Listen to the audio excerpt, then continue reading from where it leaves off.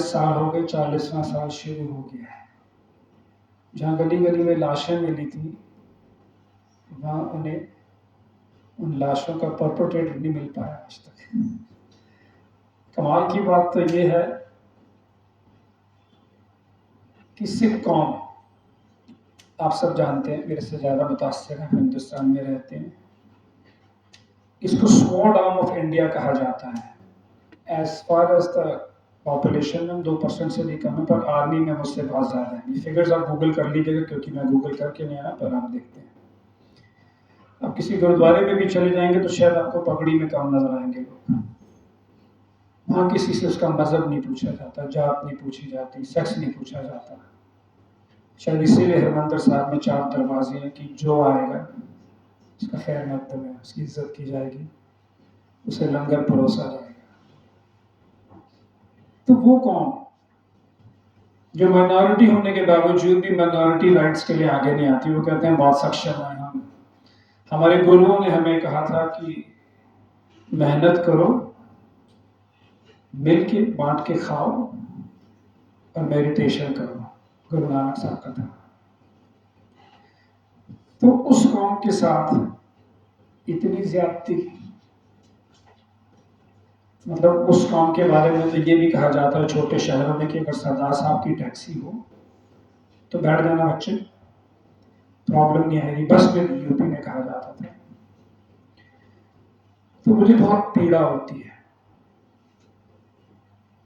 क्योंकि जब हिंदुस्तान तकसीम हुआ था तो हिंदुस्तान कहाँ हुआ था, तो पंजाब और बांग्लादेश हुआ था।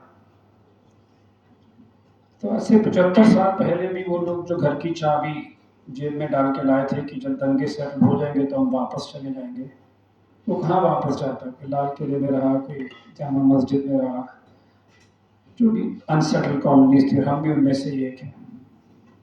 पर उसके बाद भी हमने मेहनत की, क्योंकि डिग्निटी ऑफ लेबर में तो वैसे ही से कौम में कहा गया कि कोई काम छोटा नहीं है, इसलिए आपको मनमोहन सिंह जी जैसे आदमी से लेके पंचर लगाने वाला भी मिल जाएगा, क्योंकि किसी काम को छोटा नहीं समझा जाता। तो उन्होंने कामयाबी हासिल की। बहुत कम होगा शायद आप देखेंगे कि किसी, हालांकि मैं नहीं समझता कि बैगी कोई गलत बात है, मैं इतनी बड़ी तकलीफ नहीं करना चाहता, पर बहुत कम होगा कि किसी सरदार को भीख मांगते हुए देखेंगे, क्योंकि उसको गैरत, उसको इज्जत, उसको सोच हमारे गुरुओं ने 500 साल पहले दी। तो जब ऐसी कौम जिसके ऊपर पूरा स्टेट ही चढ़ पड़ा, मतलब अगर इस कमरे में 2 आदमी को मारने के लिए आप सब आ जाओगे तो कैसे बचेगा? So the entire mind of the state was out for ethnic cleansing. ये कह के मर्दान किए यार। जब भी इंडिया के ऊपर अटैक हुआ है, जब भी इन्वेड हुआ इंडिया, हमेशा नॉर्थ से आए, तो सिख कौम तो शुरू से लड़ती आई है, हिंदुस्तान के लिए खड़ी हुई है। पहले वो बांग्लादेश के टाइम जनरल जीएस अरोड़ा थे, जिन्होंने सिख फोरम की फॉर्मेशन में बहुत बड़ा रोल अदा किया था, जिसका मैं फुट सोल्जर हूँ। तो अगर आजकल के ज़माने में इस तरह से कालीन के नीचे स्वीप कर दिया जाएगा एक लोगों का हक, आज भी उन कॉलोनीज में लोग जिस तरीके से रह रहे हैं, शायद इंसानियत रो पड़ेगी। इंसान क्या रोएगा? जिनके पेरेंट्स को जला के मारा गया, जिनकी बहनों की इज्जत लूट गया, जिनके बच्चे ड्रग्स और प्रोस्टिट्यूशन में हैं, बिकॉज आपने एक कौम को ही खत्म करने की ठान ली ना। मतलब एक स्टेट वाइज बाकायदा राशन कार्ड दिया जा रहा है, शायद बच्चों को नहीं पता होगा, राशन कार्ड वोटर लिस्ट दी जा रही है। उन्हें उस जमाने में जहाँ केरोसिन हक का भी नहीं मिलता था, बांटा गया था कि लगाओ, जहाँ सरदार साहब नजर आए, गले के आगे पीछे टायर लगाओ, छिड़को और जिंदा जला दो। तो ये कहाँ की इंसानियत है, ये कहाँ की मर्दानगी है यार। जब सिख गुरुओं ने अपने बच्चे मारे तो एक धर्म विशेष के अगेंस्ट उन्होंने बच्चे को कुर्बान किए कि हम अपना ईमान और मजहब नहीं बेचेंगे। तो वो एक धर्म था। मैं उसमें हिस्ट्री में नहीं जाना चाह रहा, मैं बड़ी माइंडली अपनी तक रखना चाह रहा हूँ। फिर 84 में भी कहा गया कि ये एक धर्म के लोग दूसरों को मार रहे हैं। पर कमाल की बात है कि आज गुरुद्वारे में लंगर या ऑक्सीजन की सेवा हो, हमने नहीं पूछा आपका धर्म क्या है। हमने नहीं हिस्ट्री रिपीट की, क्योंकि हम सब में खुदा देखते हैं, अल्लाह देखते हैं, इंसान देखते हैं, देवी देखते हैं। तमाम मजहब से ऊपर उठ चुके हैं, क्योंकि इंसानियत से बड़ा कोई मजहब ही नहीं है। तो मुझे दर्द होती है अंदर से। मैं 15 साल का था, हमारा भी घर लूट लिया गया, जला दिया गया। तो मेरे पिताजी से बोला गया कि आप केस कीजिए, आप फलाने पुलिस वाले को जानते हैं, मंत्री को जानते हैं, संतरी को जानते हैं। पापा ने कहा मैं कुछ नहीं करना, मैं लड़ने में नहीं जाऊंगा, क्योंकि उनकी सोच थी। वो कहते हैं मैं मेहनत करके दोबारा उठूंगा, क्योंकि जब हम पार्टीशन से इंडिया आए थे तो मेरे दादा ने मेरे पिताजी को कहा था कि ये नहीं करना, हमने ये करना है, हाथ नहीं फैलाएगा सरदार कभी, गैरत से काम करेगा, अपना हक कमा के ले लेगा, भले पंचर लगा दे, भले आपके घर में एसी लगाने वाला देख लीजिए सरदार जी आ जाएंगे, लेकिन हाथ फैलाता नहीं। तो अगर आप ऐसी कौम के साथ करोगे तो आपको इतिहास नहीं माफ करेगा। आजकल के ज़माने में जहाँ आप लोगों के पास तो मोटरसाइकिल स्कूटर होगा, ज़रा सा गलत चलाओ तो मोबाइल पे चलान आ जाता है, फोटो आ जाती है। 39 साल हो गए इन्हें मिल नहीं रहा कि किसी ने 4-5 दिन में इस मुल्क में नंगा नाच हुआ उन्हें ढूंढ सके। शर्मनाक है। अब आप लोग कहोगे कि आपका क्या इंटरेस्ट है इसमें, क्योंकि हिंदुस्तान 800 साल पहले गुलाम रहा, फिर 200 साल अंग्रेजों का रहा। बिकॉज हमने हमेशा अपने लिए सोची, अपने घर का कूड़ा उठाया बगल वाले प्लॉट में डाल दिया। हम आगे नहीं आए पब्लिक लाइफ में, राजनीति में, क्योंकि ये गंदे लोगों का काम है। तो फिर लाजमी था गंदे लोग तो ऊपर आएंगे। हमने तो बगल वाले प्लॉट में कूड़ा फेंक दिया, तो फिर वो जो डेंगू का मच्छर होगा, जो गंद होगा, वो तो बगल में होगा ना। मैं अपने घर में 5 करोड़ लगा भी दूंगा तो क्या फायदा, जो मेरे ख्याल का बगल की बदबू तो आएगी। तो आप लोगों से मेरी यही गुजारिश है, not as a Sikh but as a Hindustani, कि अपनी प्रेजेंस बनाओ, अपना हक मांगो, क्योंकि जब ये इस तरह का नरसंहार होता है तो फिर मजहब नहीं देखा जाता। और जैसे कि मेरे से पहले भी लोगों ने कहा कि एक बार अगर टीचर एक बच्चे को सजा दे देगी तो अगला बच्चा सोचेगा कि मैं करूँ या ना करूँ। और जब टीचर ही खुलेआम कर देगी तो फिर कौन बच्चा करेगा।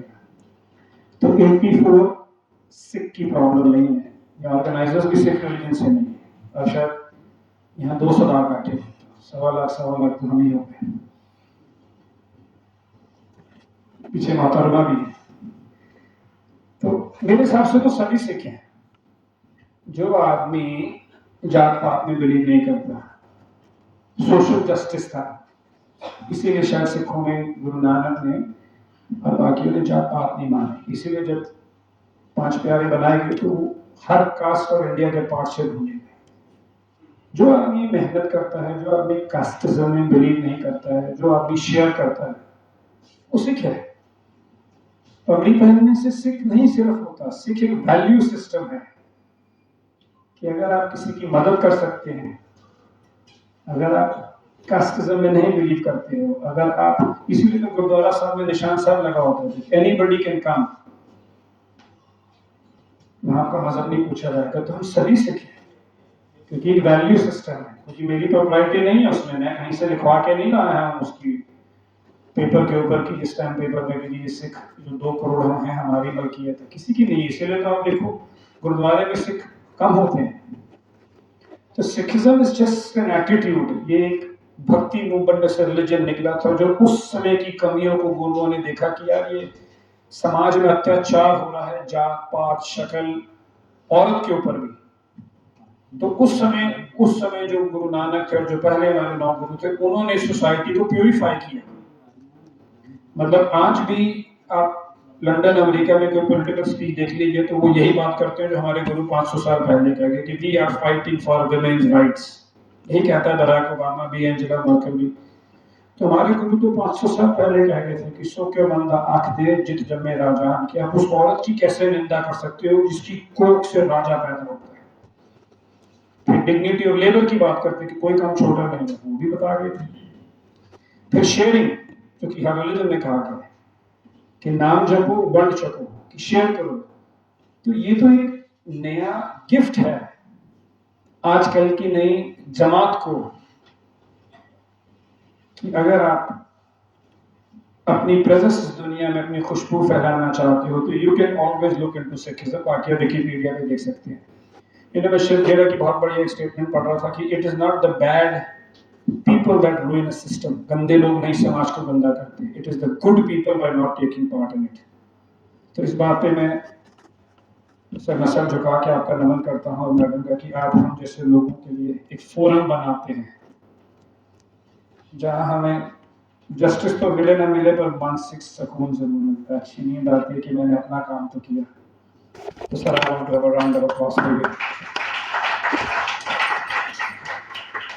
एक और टॉपिक है जिस पे मैं आजकल टीवी पे अक्सर बोलता हूँ, मेरे को तो वो वर्ड भी अच्छा नहीं लगता, उसको मैं के वर्ड कहता हूँ। वैसे तो सर ने उस वर्ड के बारे में 2 बार बोला था, तो मैं अपने दिल पे पत्थर रख के कह दूंगा खालिस्तान नाम का वाहियात लफ्ज है, हमें नहीं चाहिए।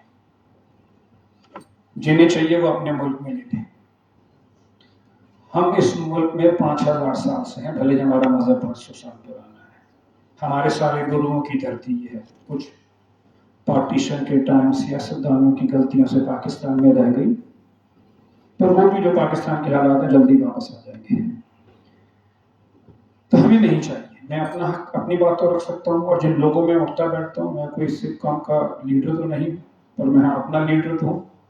और जो मैं अपने आसपास देखता हूँ कि हमें ये के वर्ड से बहुत एलर्जी है, ये उन्हें चाहिए वहीं ले लें, ब्रिटिश कोलंबिया में ले लें, लंदन में ले लें, ऑस्ट्रेलिया में ले लें। We are very happy living in this country. किस घर में कमी नहीं होती। कमियां निकालने पे आए तो शायद हम अपने माँ बाप में भी निकाल लेते हैं, जो अक्सर लोग निकालते हैं। तो we are very happy, we are very happy living in this country, we are very happy living our dream. बाकी कोई नहीं, मनमुटाव होता है, जहाँ बर्तन होते हैं वो खड़कते हैं, फिर कानून है, आज नहीं कल नहीं परसों हम अपना हक ले लेंगे। और सिख फोरम को आज 39 ईयर्स हो गए, और बड़े ही अदब से कानून के दायरे में रह के हम अपना हक मांग रहे हैं।